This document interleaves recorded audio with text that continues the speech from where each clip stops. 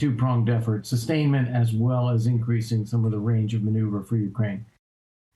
Well, joining me live now is Alina Polyakova, President and CEO of the Center for European Policy Analysis. Great to have you on the program.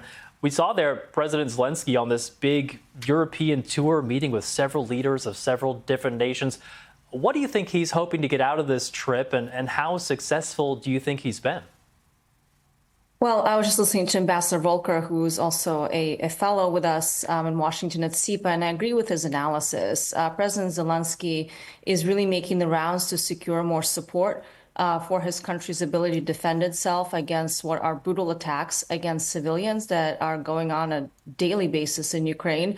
And of course, with elections coming up in the United States, there's a lot of uncertainty among Ukrainians what the outcome of the election will mean for U.S. support. And of course, U.S. has been the biggest provider of military and security assistance, and Europeans could do a lot more, especially Germany.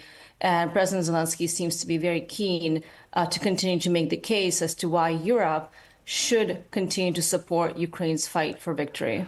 There have also been some recent elections in Europe, haven't there? Just looking within Germany itself, some regional elections that saw the far-right AfD party, which is skeptical of support for Ukraine, coming in very strong there. National elections coming up soon. Just put it shortly, do you think that Zelensky's also worried about a potential wavering of support in Europe? Well, of course, we are seeing far-right and also far-left political movements across Europe and in Germany as well. We've seen this over several years, and not all, but many of these parties do not support more military and security or even economic assistance in some cases to Ukraine. So certainly that is a concern. But I think the bigger picture is that the majority of Europeans, including Germans, still support Ukraine. There are over 1 million Ukrainian refugees now in Germany who are there residing permanently, integrating Germany's economy. And overall, there is general support for Ukrainians and there's general support for Ukraine. So it remains to be seen how much of an effect these far-right parties will have on the policies of governments. President Zelensky was also kind of presenting this, what he's calling a victory plan. We don't obviously know the details of it. How do you think, though, he might be pitching his allies on a Ukrainian victory? Well, look, there's no question about it. Russia's war against Ukraine is not just about Ukraine. It's about Russia's bigger imperial ambitions for Europe writ large. And Ukraine is defending not just itself, but they're really fighting and they're dying for Europe as a whole. So the case that Zelensky has been making, and I assume is making now, is that investment in Ukraine, if Europeans do more to support Ukraine, especially militarily, that is actually a much better deal than having the war come to them eventually, as it inevitably will. If Ukraine loses this war, the consequences would be existential for Europe.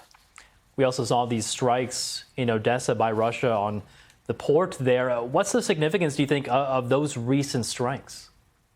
Ukrainians have been making very significant movement in the Black Sea in particular. It's quite incredible. Ukraine has actually been able to export almost the same level of grains outside of Ukraine now as before the invasion.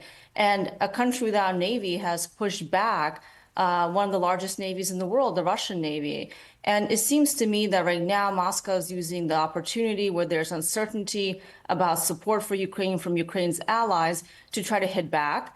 And they're targeting civilian infrastructure, they're targeting civilians, they're targeting grain ships that are going out to a lot of countries in the global south that depend on that grain. So it seems like they are trying to take back control over the Black Sea. And again, that would be absolutely detrimental. A lot of countries in Africa and the Middle East almost completely depend on those imports from Ukraine of critical grains. So the Russians are not just trying to hurt Ukraine, they're really trying to hurt countries in the global south that depend on these vital resources. Very briefly, about 30 seconds left, but we saw that Ukraine's parliament has voted to increase taxes on personal income, in part to help pay for the war effort.